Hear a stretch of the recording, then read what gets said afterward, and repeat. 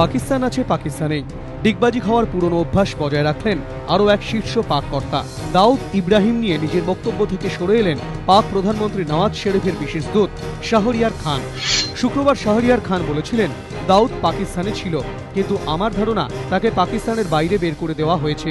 শনিবার ডিগবাজি খেলেন শাহরিয়ার, বললেন, দাউদ পাকিস্তানে আছে কিনা বা কখনো ছিল কিনা আমি জানিই না। পুঞ্চে ভারতীয় সেনার মৃত্যুর ঘটনায় যখন দেশ উত্তাল, সেই পরিস্থিতিতেই শুক্রবার রাতে শাহরিয়ার খান এক চাঞ্চল্যকর স্বীকারোক্তিতে বলেন, দাউদ পাকিস্তানে ছিল। অতীতে একাধিকবার অভিযোগ উঠলেও এই কুখ্যাত মাফিয়া ডনের উপস্থিতি কখনো স্বীকার করেনি পাকিস্তান। সেই প্রেক্ষিতে পাক প্রধানমন্ত্রীর বিশেষ দূতের স্বীকারোক্তি ঘিরে রীতিমতো শোরগোল পড়ে যায় কূটনৈতিক মহলে। কিন্তু 24 ঘন্টা কাটতে না কাটতেই সেই মন্তব্য থেকে একেবারে 180 ডিগ্রি ঘুরে গেলেন শাহরিয়ার। শনিবার তার দাবি, বিদেশ মন্ত্রকে থাকাকালীন এবং এখনো আমি জানি না দাউদ ইব্রাহিম কোথায়। স্বরাষ্ট্র মন্ত্রকের কাছে এ বিষয়ে তথ্য থাকতে পারে। দাউদ পাকিস্তানে আছে কিনা বা কখনো ছিল কিনা আমি জানি না।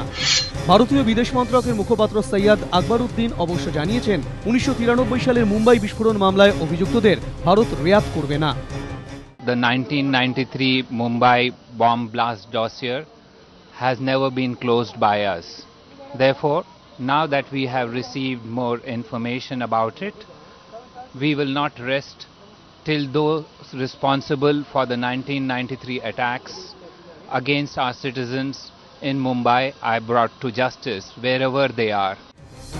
কিন্তু মোস্ট ওয়ান্টেড আন্ডারওয়ার্ল্ড ডনকে নিয়ে আচমকা এরকম চাঞ্চল্যকর স্বীকারোক্তি এবং তারপর ইউটার্নের কারণ কি? এরকম স্পর্শকাতর বিষয় বিতর্ক এড়াতেই কি তড়িঘড়ি অবস্থান বদল? শাহরিয়ার দায় ঝাড়লেও সে প্রশ্ন কিন্তু এখনো ঘুরপাক খাচ্ছে কূটনৈতিক মহলে। এবিপি আনন্দ।